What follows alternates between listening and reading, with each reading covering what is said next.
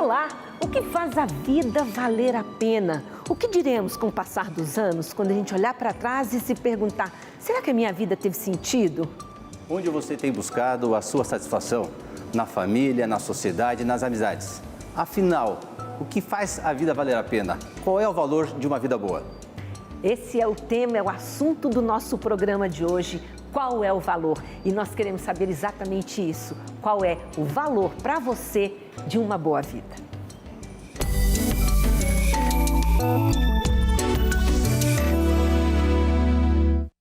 Estou animada aqui com essa discussão que vai começar agora, porque eu considero esse tema de extrema relevância. E já vou adiantar, eu acho que a gente tem algumas ideias equivocadas, pelo menos eu tenho, do que vem a ser uma boa vida. Às vezes a gente passa anos e anos buscando por algumas conquistas, achando que é aquilo que vai nos completar, é aquilo que vai nos trazer plenitude, e lá na frente a gente observa, poxa vida, mas não faz tanto sentido assim. Então, é tudo isso que nós queremos falar aqui hoje. E lógico, eu estou aqui com Valdemar Bernardo Jorge, professor, advogado, que é o nosso comentarista fixo aqui no programa. E temos a satisfação de receber hoje o Dr. Guilherme Cunha Pereira. Ele não gosta que eu chame de doutor, eu já sei disso, diretor-presidente do Grupo GRPcom, Grupo Paranaense de Comunicação. É um prazer enorme recebê-lo aqui, também a você, Valdemar, para a gente falar desse tema. E eu quero começar já lançando essa pergunta, né, para vocês dois. Eu sei que é uma pergunta que rende debate para uma semana, mas o que vocês veem como uma boa vida? Boa pergunta, né, Mira? Estamos com o Guilherme. Guilherme, obrigado por estar aqui com a gente, né? Discutindo o que é que faz a vida valer a pena, né? O que nos move, né? O que faz cada um de nós acordarmos de manhã e trabalhar, o que faz cada um de nós cuidarmos da família. São tantas escolhas a ser feitas, né? Mas o que é que vale realmente a vida? O que a gente pode realmente fazer de diferente para que nós tenhamos uma vida cada vez melhor? Valdemar, Mira, primeiro agradeço muito o convite. É um prazer estar com vocês, uma satisfação Obrigada. muito grande. Sim. Até só para curiosidade, quer dizer, já trocamos muitas ideias sobre isso, na verdade, Valdemar, em vários momentos. Claro que é um pouco pretensioso achar que se tem uma solução clara, rotunda para isso. Fórmula, assim, uma fórmula mágica, né? Muito difícil. Mas eu acho que é toda uma sabedoria e que vale a pena que se recupere, vale a pena recuperar. Quando se pensa um pouquinho entre os clássicos, né? Lá atrás, quando começaram as primeiras indagações sobre ética, por exemplo, a grande indagação entre os gregos, por exemplo, era a própria ética era identificada como uma preocupação acerca do que torna uma vida realizada, o que torna uma vida feliz.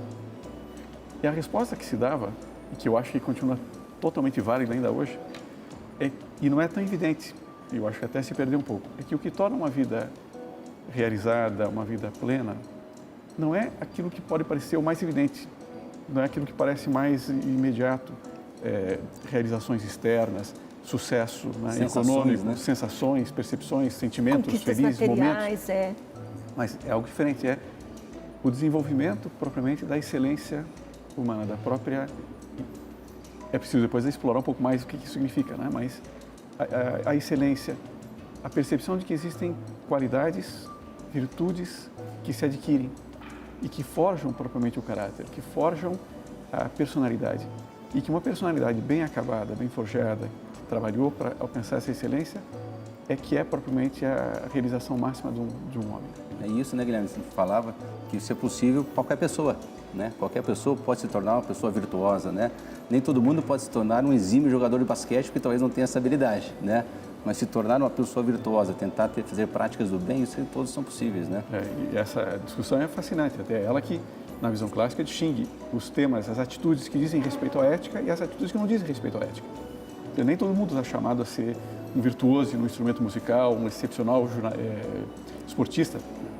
Isso depende de alguns talentos. Mas a pergunta é que se você fizesse para alguém, algum limite para alguém ser realmente generoso, para ser corajoso, para ser ordenado, para ser dedicado ao seu trabalho? Não há, né? Isso está ao alcance de qualquer pessoa. Essa discussão vai longe, gente. E é interessante que em cada programa, né, Valdemar, a gente quer que você aí em casa vá se percebendo, se enxergando e pensando também conosco aqui, será que eu estou vivendo uma vida que faz sentido? Será que eu estou cuidando da minha vida, né? Porque a gente não pode deixar um dia após o outro, deixar a vida me levar. Nós somos os únicos seres que sabemos que vamos morrer, então a gente tem um prazo de validade, digamos assim, e a gente precisa cuidar de cada um desses dias. E é isso um pouco que a gente vai falar aqui hoje. Mas eu tenho curiosidade de saber o que as pessoas pensam nas ruas, né? O que as pessoas consideram características de uma boa vida. Vamos ver. Para você, o que é ter uma boa vida? Para mim, ter uma boa vida é ter saúde e a minha família sempre por perto. Família com saúde, paz e uma vida amorosa muito boa. Praticar esporte, ter um lazer, um trabalho que você goste. Um emprego bom, minha faculdade, amigos, família, tudo perto de mim e uma vida amorosa boa. Ter amigos, família, namorado com quem a gente pode contar sempre. É ser feliz, trabalhar com o que gosta, curtir, né, os seus momentos de lazer. O estado de espírito, sim, tá bem, sim. Não mais a parte econômica, mas sim a mental. Então, nós tivemos aí algumas questões, estado de espírito, ter amigos, ter família, curtir, teve gente que usou essa expressão, né? Curtir a vida, que é uma expressão tão atual, tão da nossa sociedade hedonista, de curtir a vida adoidado. Tem até um filme com esse nome, né? Um filme. Mas será, Mira, que curtir sucesso, a vida inclusive. é o que faz a diferença, né? Será que para termos uma vida boa, não precisamos ser pessoas boas, né? E como é que nós podemos, então, através dos nossos hábitos, nos tornarmos pessoas boas, Guilherme? Primeiro, só fazer talvez uma observaçãozinha. Curtir a vida, propriamente, depende, se for corretamente entendido, né, como fruto de uma atitude interior adequada, está em linha com o que a gente está falando. Agora, é claro que só se consegue isso se de fato se cultivarem as virtudes, né? Ou seja, deixa eu para simplificar e falar de uma maneira mais acessível. Essas grandes qualidades que predispõem a gente a entender bem cada situação, a aproveitar a presença dos amigos, a ser atento a eles, a ser justo, são qualidades que se adquirem. Elas se chamam virtudes. Por exemplo, nem sempre é evidente para as pessoas que você pode ser uma pessoa cada vez mais generosa. Quer dizer, mas é preciso se propor isso. Perceber que é um bem extraordinário, que torna a vida valiosa, que torna a relação com os demais atraente. E propor-se de verdade. Examinar-se, conhecer-se, quais as tendências de egoístas que cada um tem e estabelecer pontos concretos, né? Por exemplo, ser generoso nas análises, nas avaliações que a gente faz das opiniões dos demais, desprender-se habitualmente de determinados aspectos. Cada um pode estabelecer-se, mas é preciso estabelecer, é preciso propor-se coisas concretas. E nessa linha das virtudes, né, Guilherme, a gente estudava lá que virtudes são hábitos bons, né, e que ela está no meio, né, um cume entre dois abismos, né, quer dizer, ou pela falta ou pelo excesso, né? Fala um pouquinho para a gente dessa ideia de virtudes, né, que é o ponto culminante entre dois extremos. Ela, só para enriquecer um pouquinho também a informação, né, quem formulou essa ideia de que em médio virtus, né, que a virtude está no meio, foi Aristóteles, e é uma expressão que foi muito mal entendida. Ela pode parecer um convite à mediocridade, né, quer dizer, é o meio termo e você não se exceder em nada. E não é isso, né? A tese clássica de Aristóteles, que me parece totalmente verdadeira, é que a virtude é sempre um ponto culminante, é sempre um cume, é sempre um ponto... Por exemplo, vamos pensar na virtude da coragem. Tá. A virtude da coragem é a virtude de lançar-se, né, a fazer o que deve ser feito com determinação, com valentia. Quais são os extremos? Ele está no cimo, é uma montanha, né? Difícil de ser alcançado, você tem que ir subindo cada vez mais. Quais são os vales, por assim dizer, os pontos baixos ali? É a covardia, de um lado, e de outro é a temeridade, ou seja, lançar-se inconsideradamente, de uma forma irrazoável diante do perigo. A coragem não pressupõe isso. A coragem pressupõe saber como enfrentar determinadas situações e tal. Então, cada virtude, ela pressupõe uma reflexão, um amadurecimento, e ela é sempre um ponto culminante, né? Aliás, fala-se que a coragem não é falta de medo, né? É você dimensionar o perigo e ir adiante. Mas você até pode se permitir um certo temor, até para tomar cuidado, o cuidado que é necessário. Não faz sentido? Mira, faz todo sentido. Na visão clássica, desculpe eu até estar falando assim, mas a visão clássica qual era? De que justamente a afetividade, sobre ela nós não temos um controle total. O fato de você sentir medo diante de uma situação, de um perigo, é sinal, inclusive, de bom senso, de boa formação, de que os seus sentidos estão despertos. O que importa, a coragem diz respeito à atitude que você toma diante do medo, né? O que seria covardia seria você entregar-se ao medo, né? Então, mas sentir, ter aquela primeira, é até um alerta relevante, mas o que importa depois é a decisão que você toma, né? Se vai enfrentar ou não, se aquela situação deve ser enfrentada ou não. Agora é uma luta diária, né, Mira e Guilherme? Né? É uma luta diária para se tornar uma pessoa melhor, né?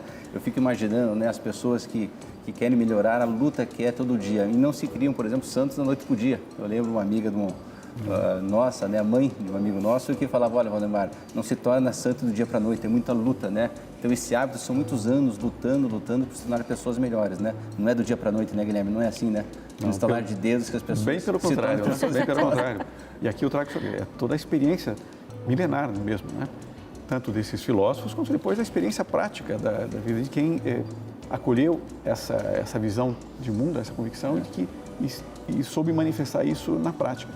São inúmeros os relatos, são inúmeros os textos, né, que traduzem essa batalha. E é realmente uma construção de muito longo, de muito tempo. Né? E onde estão os verdadeiros bens, Guilherme? Como é que fica essa busca, né, pelo aquilo que é bom? Né? Onde encontrar os verdadeiros bens? Como é que a gente faz essa busca? Sabe que é muito interessante que a reflexão toda filosófica sobre isso, né? Às vezes pode parecer um pouco complexa, mas não é, né? E é extremamente fascinante, né?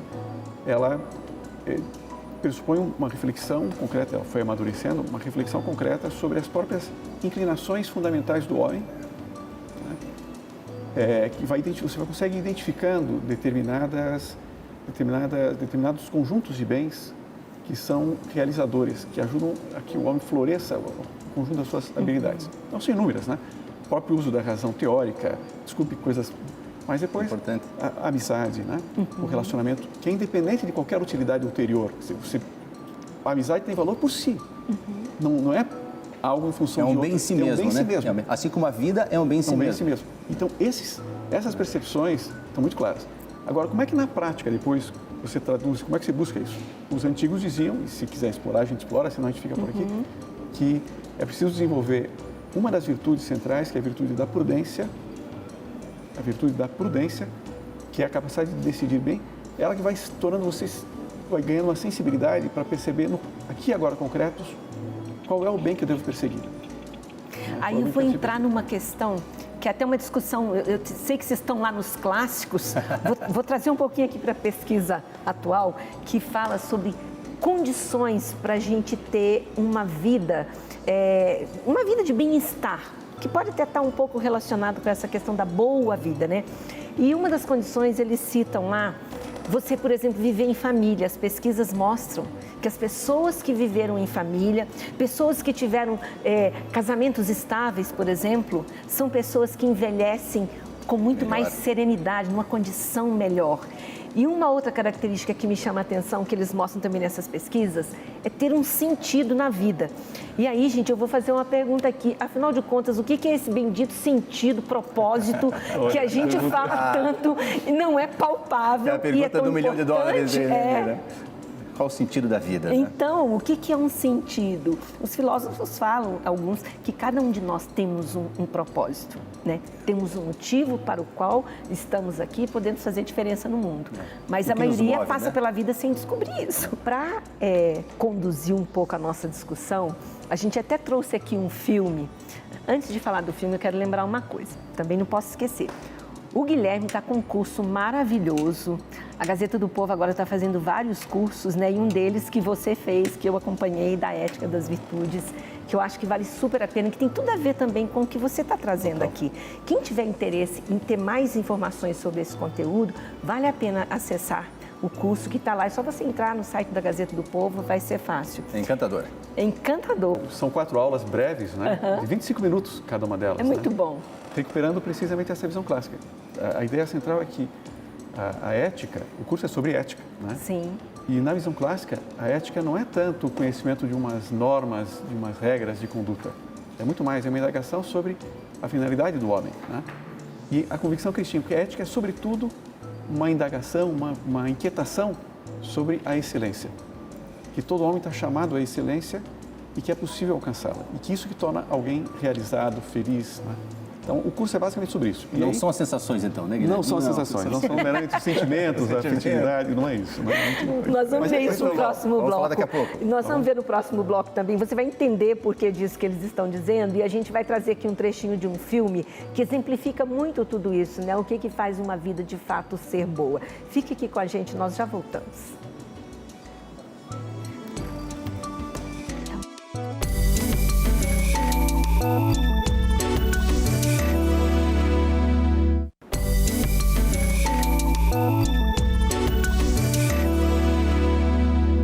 Estamos de volta com o programa Qual é o Valor? Hoje falando sobre o valor da boa vida. Está aqui conosco no estúdio Guilherme Cunha Pereira, também Valdemar Bernardo Jorge, sempre conosco participando do programa. E a gente tem mais uma participação especial hoje, né? Estamos falando do valor da boa vida. Exatamente, vamos falar com o Vitor Pinheiro, lá da Universidade Federal do Pará. Estamos com ele aí. Tudo bom, Vitor? Tudo ótimo, muito boa tarde. Obrigado pelo convite, é um prazer participar com vocês. Professor Vitor, quero até lembrar, gente, o professor Vitor, ele é escritor premiado, professor é demais. Ele lançou há pouco, inclusive, mais um livro, o livro de ensaios filosóficos, A Crise da Cultura e a Ordem do Amor, ali, ó, o livro já está na mão. Professor, um prazer falar com você, gosto demais da sua empolgação e quando a gente pensou nesse tema, nós temos que conversar com o professor Vitor, com aquele sorriso aberto, para falar aqui sobre a boa vida, né, Valdemar? É isso mesmo. Vitor, obrigado por estar aqui conosco. Nós estamos aqui reunidos para falar um pouquinho sobre o que é uma vida boa. Pude assistir a sua análise sobre o filme, né? A Felicidade Não Se Compra, maravilhosa a análise que você colocou lá. Então, rapidamente aqui para nós, o que é então uma vida boa, Vitor? Olha, uma vida boa é uma vida plena, em que a gente desenvolve as nossas faculdades morais pelas virtudes. E são hábitos em que a gente realiza o bem. Eu vi que vocês estavam conversando com o professor Guilherme ainda há pouco exatamente sobre isso. E este filme afirma que nós sempre podemos superar os obstáculos, afirmando a nossa capacidade de amar, de servir, de não pensar só na gente, de procurar contribuir para a nossa sociedade, para a nossa família, mesmo que as condições pareçam completamente adversas. Então, o homem bom, ele sempre pode ser virtuoso. Ele não depende das condições ideais para ser virtuoso. As pessoas têm a ideia de que se o mundo entrar em crise, se a gente estiver sofrendo e padecendo, a gente tem o direito de ser mal e de simplesmente propagar o mal e reproduzir o mal. Não, o homem bom é aquele que sofre o mal e resiste o mal com o bem, né? com a virtude. E eu acho que esse filme é muito bonito porque ele é traído, né? E de algum modo ele consegue dar a volta por cima de um banqueiro, das condições adversas e afirmar a maravilha da vida, que é a amizade, o amor, a comunidade. Agora, isso é um exercício, né, Vitor? Como é que faz esse exercício aí para a gente se tornar uma pessoa cada vez mais virtuosa, né? Porque no dia a dia não é fácil, né, a gente poder fazer essa luta diária, uma luta constante. Cai e levanta de novo. Como é que funciona isso aí, Vitor? No filme é. Olha, a gente precisa de um bom exame de consciência, né, diário, para colocar a nossa vida em perspectiva e reafirmar os nossos propósitos. Porque a felicidade, como dizia Aristóteles, se dá pelo exercício do bem, né? E a virtude é exatamente a força do nosso caráter, quando a gente consegue resistir às tentações de sucumbir ao mal e à preguiça, à fraqueza. Então a gente precisa estar sempre renovando e reforçando a nossa intenção de praticar o bem. Isso se dá pela vontade, por uma faculdade específica que a gente tem, né? A faculdade da vontade, que vai resistir aos desejos, que são sempre instáveis e que é sempre voltada a realizar um bem que a nossa razão discerne. Então a gente precisa estar com a razão muito antenada, muito atenta, porque de fato é bom e não nos deixar seduzir pelos cantos das sereias, que sempre surgem por aí. Ô, Valdemar, é até bom a gente mostrar um trechinho desse filme para a gente conhecer um pouco mais o personagem George Bailey, do qual ele está falando ali, que é um homem que cai, um homem que é traído, um homem que fale, e no final ele decide que não vale mais a pena viver, encontra um anjo, passa por uma grande transformação. Vamos ver um pedacinho até para o professor comentar um pouco mais pra gente. Um filme de 1946, gente, um filme preto e branco, um grande clássico de Frank Capra. O filme conta a história de George Bailey, que na véspera de Natal decide cometer suicídio. Após passar a vida toda abrindo mão de seus sonhos e colocando seus familiares e amigos à frente de suas prioridades, ele percebe que tudo parece ter sido em vão, já que se não conseguir $8.000 em algumas horas, irá preso e verá o fechamento do negócio de sua família. Com a apólice de seguro de vida em mãos, estimada em $15.000, George percebe que ele vale mais morto do que vivo e está disposto a fazer esse sacrifício. Mas graças às orações de sua família e amigos, o anjo da guarda Clarence é enviado para salvar George. Vitor, você veja aqui que filme maravilhoso, né? Me chamou muita atenção o anjo Clarence, né? Que ele se joga, né, no rio e num ato então de caridade para poder salvar aquela pessoa que estiver jogando no rio, né? O George vai lá e salva, muda os planos dele, né? Em vez de se matar, que era a intenção dele inicialmente, ele vai lá e salva alguém, né? Ele renasce para uma nova vida, né? Fala um pouquinho pra gente. Exato. Por isso que o amor é o sentido último da vida. Quando a gente está disposto a servir, a se doar, a contribuir, a gente dá sentido para a nossa vida. Então, o George, ele é um homem eminentemente bom. Ele percebe que ele está mais disposto a salvar o George, o Clarence, que é o anjo, do que se matar, né? Então, isso dá sentido à vida dele. Ele percebe, o anjo vai mostrando para ele, por um grande flashback da vida dele, que desde pequeno ele tentou salvar o irmão. E ele tem uma audição prejudicada por um acidente. Mas a vida é isso, a gente tem que gastar a nossa vida, né? Como dizia o poeta, a vida só se dá para quem se deu, para quem amou, para quem chorou, para quem sofreu. Não é isso que o Vinícius de Moraes dizia? Quem passou por essa vida e não viveu pode ser mais, mas sabe menos do que eu. Porque a vida só se dá para quem se deu. Então o George, ele se doava, ele se entregava pela esposa, pelos clientes daquela comunidade, né? Pelos filhos, pelo irmão, pelo anjo. Então ele percebeu que esse é o sentido da vida, que a vida é maravilhosa quando a gente ama, quando a gente está disposto a servir. Professor, eu quero até fazer uma pergunta aqui para o Guilherme, porque assim, gente, vamos problematizar. Nós estamos num contexto de vida tão de animalização mesmo da vida, da materialização, enfim, que essa pessoa, esse professor, essa pessoa que vive baseada nas virtudes, muitas vezes é confundido até com o bobo.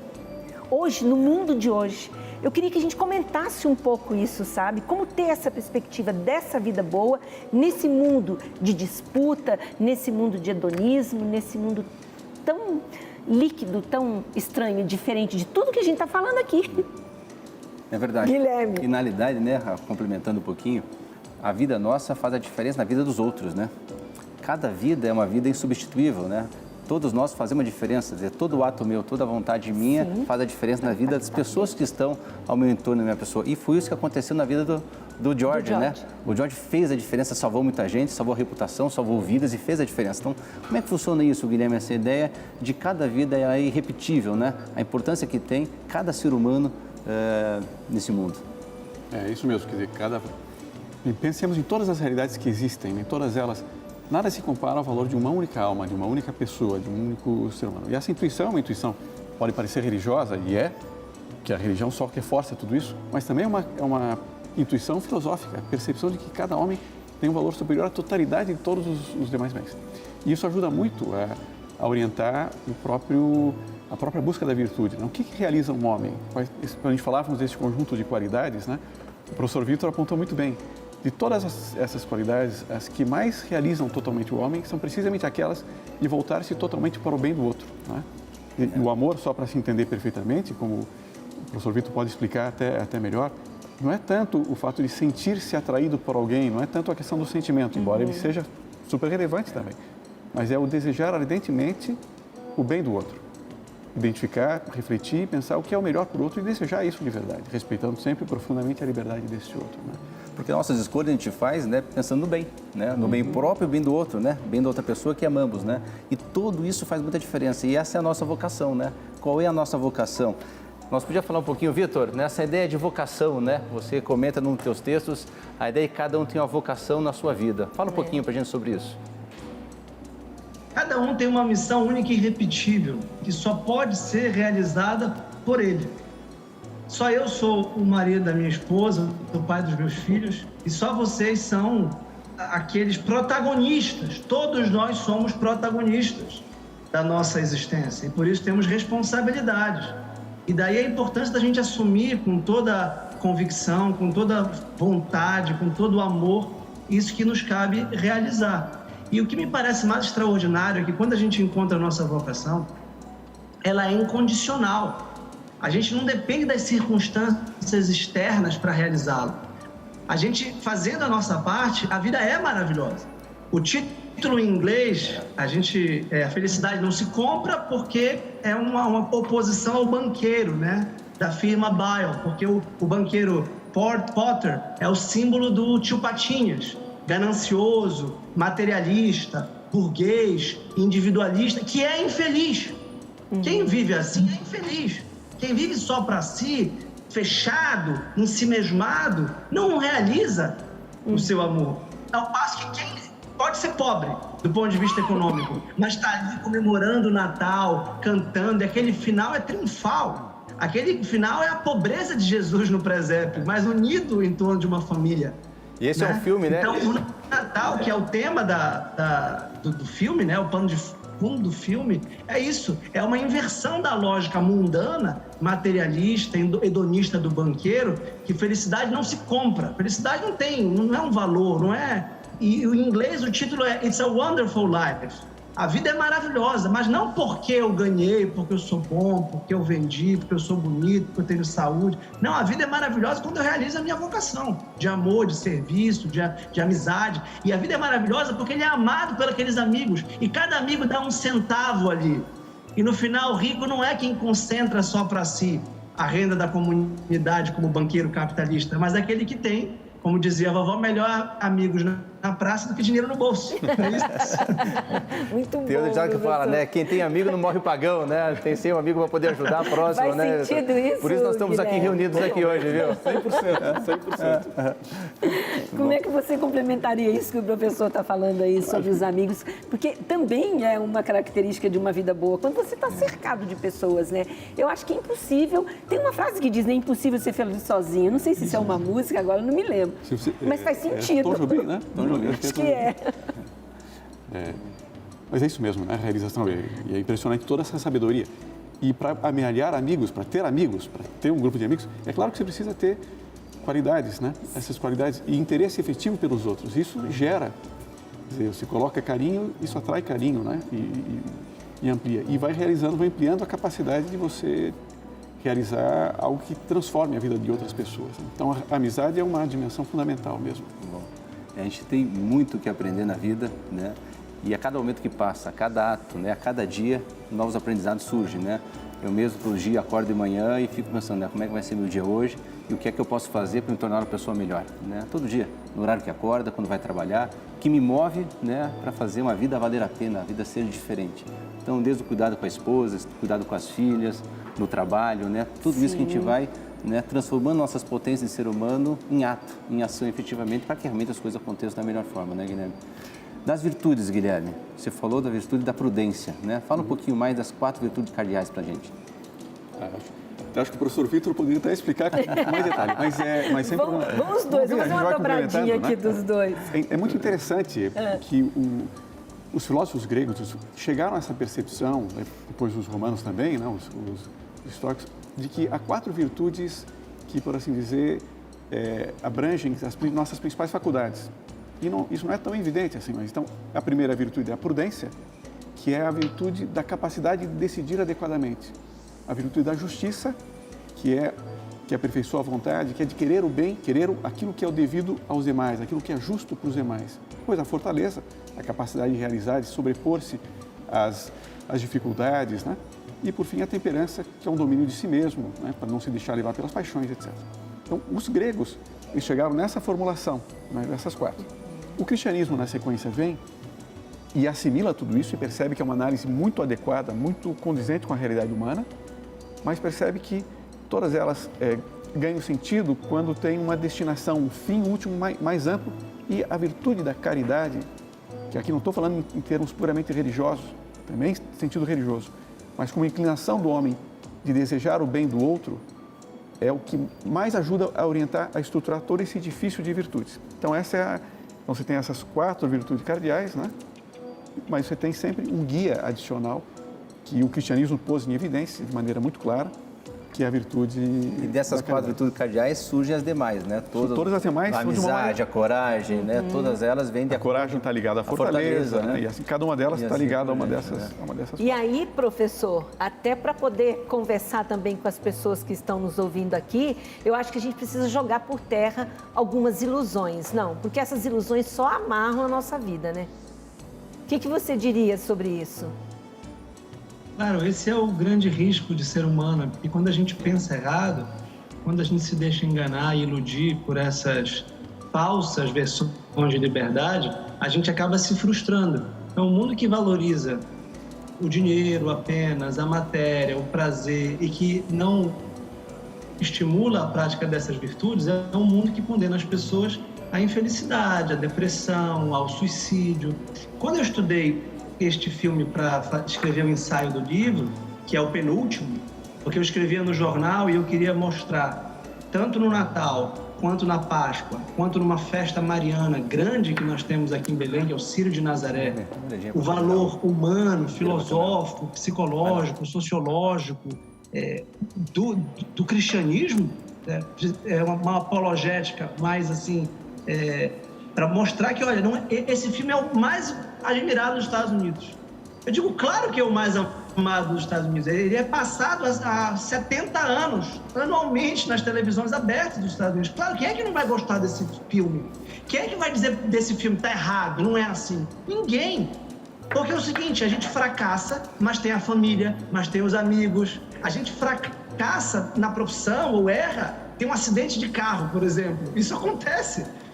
Mas o que importa, a nossa felicidade não depende do nosso sucesso econômico, a nossa felicidade depende do amor, de ter com quem nos unir definitivamente. Depende da fidelidade, depende da nossa capacidade de amar, de ajudar os outros, de ser ajudado reciprocamente. Então, quem não entende essa caridade suprema, essa verdade antropológica e teológica também, obviamente, não consegue desenvolver todo esse edifício das virtudes e, por conseguinte, não consegue ser feliz. Então, a gente tem que se desiludir das falsas versões de felicidade que o mundo nos apresenta para perceber o que, de fato, qual é o ritmo ou qual é a pulsão do nosso coração, que é o amor. E esse filme representa isso de forma super didática. E todo mundo ama e não sabe por quê. É verdade. Eu duvido que haja um filme com uma verdade humana tão profunda, porque a verdade humana é a verdade do Natal, né? Que bacana. Muito bom. Isso, e aí, gente. Guilherme, ele falou da questão da vida virtuosa e também de ordenar as paixões, né? Fala um pouquinho pra gente nessa questão de ordenar as paixões para que a gente possa realmente seguir uma vida virtuosa, Guilherme. O tema, todos esses temas mereceriam um tempo mais longo. A capacidade de síntese não é uma coisa simples assim, até aplaudo muito o professor Vitor, né? De fato, o que acontece? Quer dizer, existe uma dimensão do homem, que é essa dimensão sobre a qual nós não temos um controle completo. Pensemos nessas inclinações que a gente tem. A gente chama de paixões, mas se vamos pensar em sentimentos, na afetividade, a gente não consegue controlar. Alguns exemplos concretos. Você está, de repente, andando, pensando um exemplo, um esquiador, está esquiando e, de repente, recém está iniciando a esquiar e se depara com uma descida muito abrupta. Ele não tem controle sobre o que ele vai sentir naquele momento, né? E nós temos uma série de tendências não totalmente dominadas, né? E sobre as quais nós nunca teremos um domínio completo. Essa realidade se chama propriamente toda a afetividade nossa, ela tem uma importância grande, mas ela não é a última palavra. Quando alguém deixa-se guiar basicamente pela afetividade, achando que seguir os sentimentos é a palavra última, é a melhor maneira de viver, vai se chocar com um sem número de problemas. Ela vai desorientar-se completamente, até porque as afetividades podem não ser consistentes, não convergir todas elas. Todo aprendizado, a experiência clássica, toda essa sabedoria de séculos, é de que justamente as virtudes, a busca das virtudes levam, e a temperança é uma delas, é que vai ajudando você a ter um controle cada vez maior, um domínio cada vez maior. Então, talvez a grande mensagem seja deixar-se guiar pelas paixões, né? As sensações. Só pelas sensações, como se elas fossem a última palavra, é um erro. Agora, também não dar importância a elas é outro erro. tem que saber jogar com as duas coisas. É a medida, né, Guilherme? É a medida certa. É muito interessante Muito bom, isso. Gente, né? se eu pudesse, eu ficava aqui o dia inteiro, a noite inteira ouvindo isso, porque a gente começa a cair na real, né, professor? E ver que a gente às vezes sofre muito por coisas que não fazem sentido, pessoal. Você que está aí em casa. É esse tipo de provocação que a gente quer fazer, para você se observar e falar, será que faz sentido eu estar sofrendo pelo que eu estou sofrendo? Até trago para o contexto que nós estamos vivendo agora, de pandemia, que realmente é um momento de muita dor em todo mundo, não só no Brasil, mas a vida boa, a boa vida, ela tem que estar até acima das próprias circunstâncias que nós estamos vivendo. E a gente pode falar um pouco mais sobre isso no nosso último bloco. Fique aí conosco, espere mais um pouquinho, professor, e a gente já volta para arrematar essa conversa.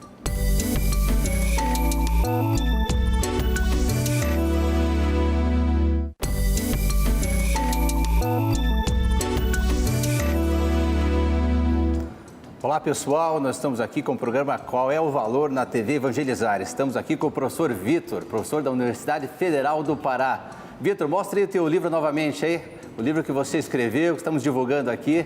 Maravilhoso livro. Está sendo lançado agora, sendo né? lançado agora, A Crise da Cultura e a Hora do Amor. Vitor, me diz uma coisa, a felicidade parece que é sempre aquilo que nos falta, né? A pessoa está doente, quer a saúde, está pobre, quer a riqueza e assim por diante, né? Não tem conhecimento, quer estudar. A felicidade é isso mesmo, né? Algo que é movente, você persegue, vai atrás e ela foge. Como é que funciona isso?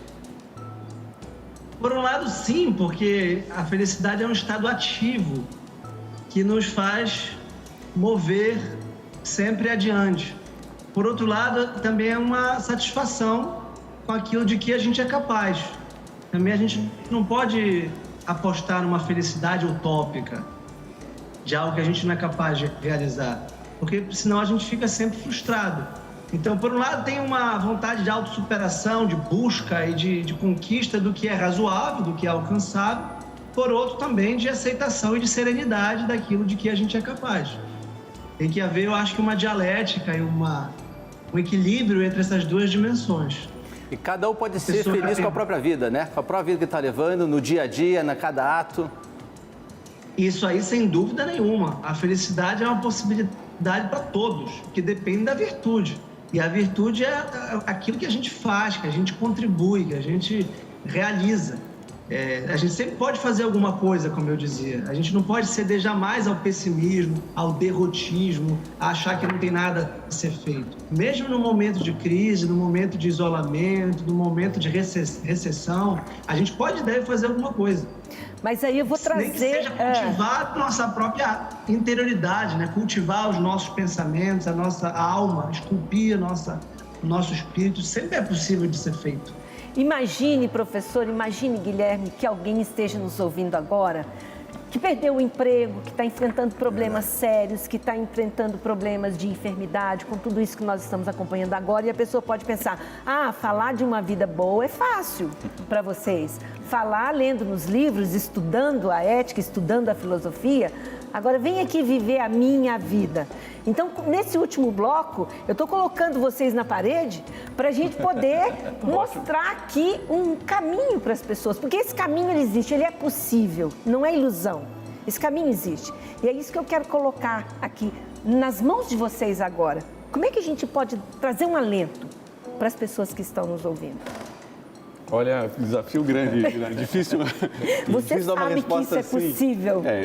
Eu tenho a convicção de que sim. Eu considero uma pessoa, né? que tem uma boa vida, e você também. Obrigado. O professor eu não conheço, mas só de ver esse sorriso, professor, eu sei que você tem uma boa vida, porque as pessoas que têm uma vida boa, elas têm serenidade. Pode responder. Mira, talvez o primeiro ponto remeta àquilo que nós vimos nos primeiros blocos, né? Se colocar a felicidade numa condição econômica, na busca de um sucesso, sem dúvida nenhuma, a vida vai ser extremamente difícil e dificilmente você vai alcançar a felicidade, porque isso não depende 100% da gente, depende de circunstâncias que estão fora do nosso alcance de realização, de trabalho.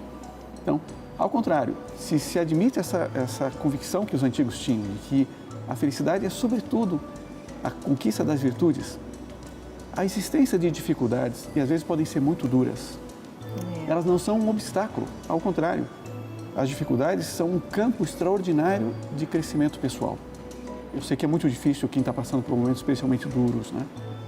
Mas se olha depois, passado algum tempo, com perspectiva, e se teve a atitude correta, a pessoa pode crescer extraordinariamente. Talvez no primeiro momento seja difícil de perceber, passados alguns anos, ela olha para trás, puxa, como amadureci, como...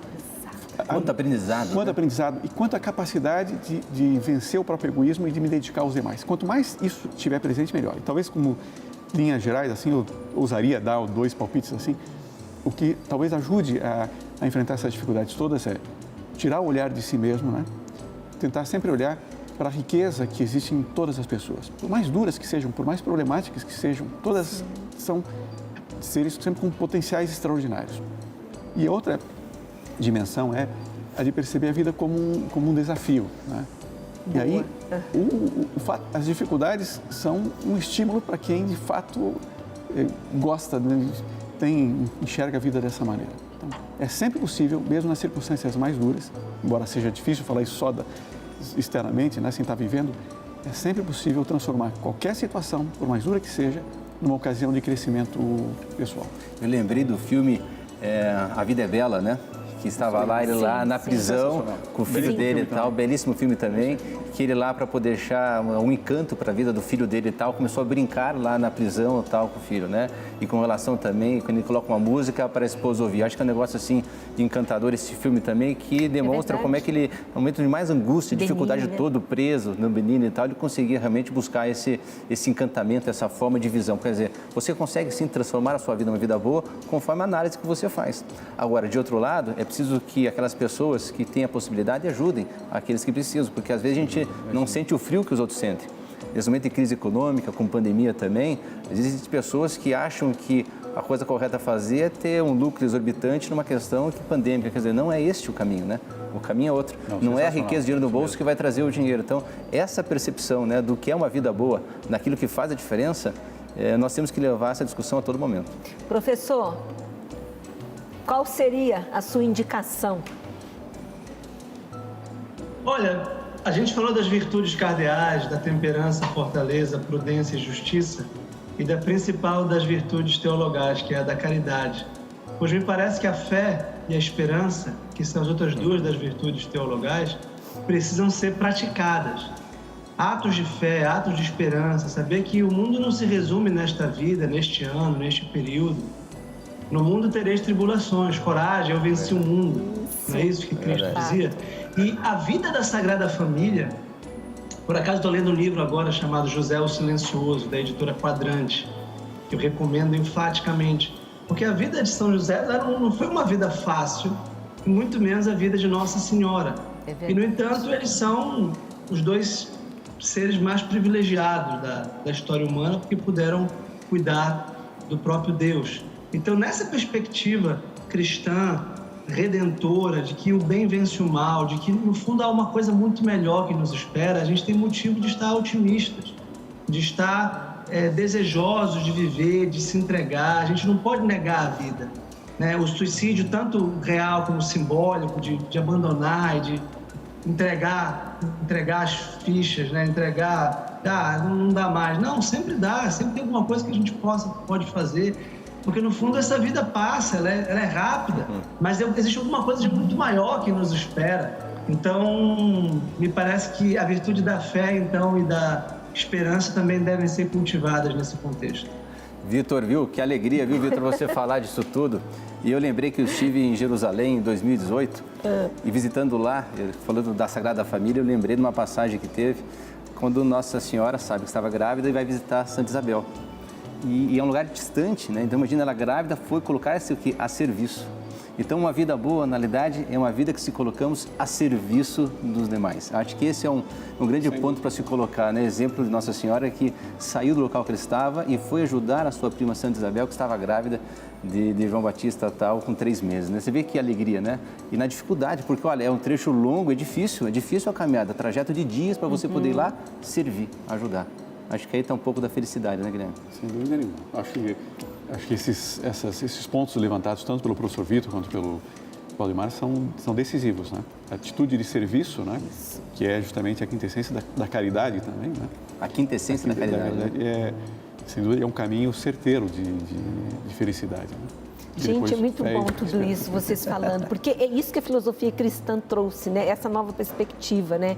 Que a vida é boa com esse olhar, com essa perspectiva do servir, de você se doar para o outro, que é o que Jesus fez.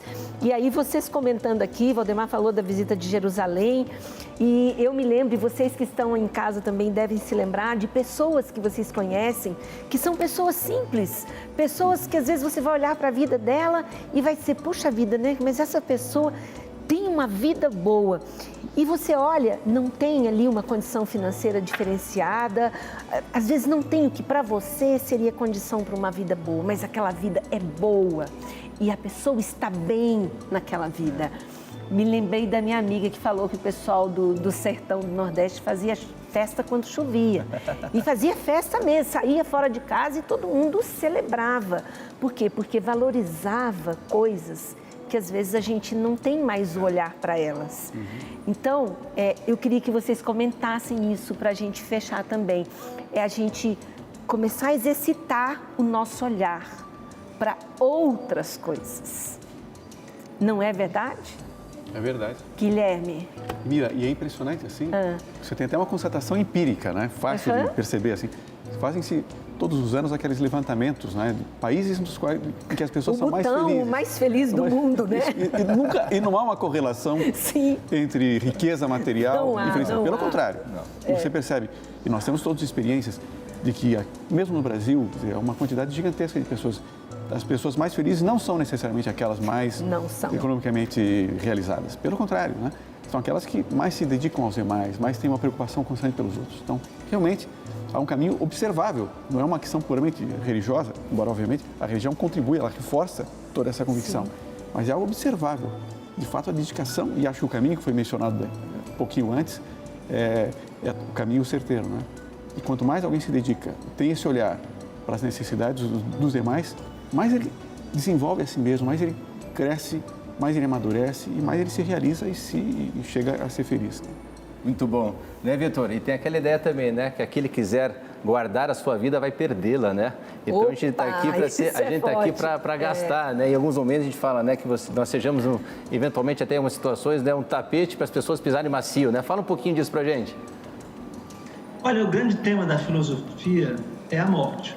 Isso parece mórbido, mas é o enfrentamento da finitude da vida e a tomada de responsabilidade num plano muito maior da existência. E nesse sentido, a filosofia clássica, que é a filosofia que eu pratico e defendo, ela tem uma relação muito direta com a religião. Porque as pessoas não querem fugir da morte, querem esquecer que vão morrer. E a morte, aparentemente, é a privação de tudo, é o fim de uma experiência que pode ser boa, pode ser má. Mas a morte é um grande preço, né? Então, a gente tem uma alma imortal. Isso aí é filosoficamente demonstrável, esse é o fundamento da religião. Então, por isso que a gente não pode ter medo de gastar a nossa vida. E eu lembrei de um outro grande autor, que é o Viktor Frankl, que esteve nos campos de concentração de Auschwitz. Ele percebeu que mesmo naquele inferno absolutamente gratuito e incompreensível, havia pessoas que continuavam mantendo o sentido da vida e conseguiam louvar a Deus e, em última instância, afirmar a vida naquelas condições terríveis, como esses sertanejos da seca, como muitos dos nossos pobres, favelados e nós mesmos, das nossas agruras, conseguimos manter de pé. Né? Eu admirei a minha avó, para usar assim, um exemplo cotidiano, de uma mulher que eu considero uma santa, que espero que esteja no céu. Depois que eu fui descobrir quem é minha avó, que era a pessoa mais feliz, mais serena, mais doce, mais amiga, tem uma vida muito sofrida. Ou seja, ela empunhou a cruz, ela abraçou a cruz como quem abraça o caminho da salvação, da felicidade. E ela foi muito feliz e ela fez toda a sua família e todo o seu prédio, sua comunidade feliz. Então, ela não teve uma vida confortável, regalada, não teve uma vida de benefícios. E mesmo assim, ela ela se doou, ela se deu. Então, o heroísmo, esse heroísmo do cotidiano, de fazer bem, tudo que a gente pode fazer, está ao alcance de todo mundo, em qualquer circunstância. E a recompensa vai ser hiperbólica, vai ser extraordinária depois. Muito bom, Vitor. Nossa, professor, muito bom. A gente está chegando ao finalzinho desse programa. E eu quero até dedicar esse último minuto, já te agradecer profundamente pela sua participação aqui e deixar aqui agora que o Valdemar, o Guilherme, deixem também uma última palavra aqui para o pessoal que acompanhou esse programa. Nosso desejo é que a sua vida, de fato, seja uma boa vida, uma vida com sentido, né, Exatamente. Valdemar? E desejo a vocês todos que vocês possam ter uma boa vida. E a boa vida nessa ideia de a gente fazer o que deve ser feito e que a gente esteja naquilo que está fazendo. Se estiver com a família, fazendo o melhor, se dedicando à esposa, filhos, esposo. Quando está trabalhando, fazer o melhor que pode fazer trabalhando. Quando está com os amigos, ser verdadeiro amigo dos seus amigos, né? Aquele amigo que ajuda, que contribui, que está junto. Que a gente possa realmente estarmos juntos. Guilherme? Eu faço minhas as palavras do Valdemar, eu concordo 100% com ele, né? E só acrescento que, acreditem, vale a pena e é possível aspirar a ser cada vez melhor, cada vez mais dedicado aos demais. Isso está ao alcance de qualquer um. Talvez essa ideia possa ajudar também, que essa busca da excelência, que não é uma questão individual e egoísta, né? É uma dedicação aos demais, está sim ao alcance de cada um e vale a pena. Muito obrigada, professor. Tchau, até uma próxima oportunidade. Muito obrigada, Guilherme, por essa discussão conosco. Valdemar, muito obrigada. E a gente se vê novamente na semana que vem com o próximo programa Qual é o Valor? Até lá. Até lá. Até lá. Tchau, obrigado.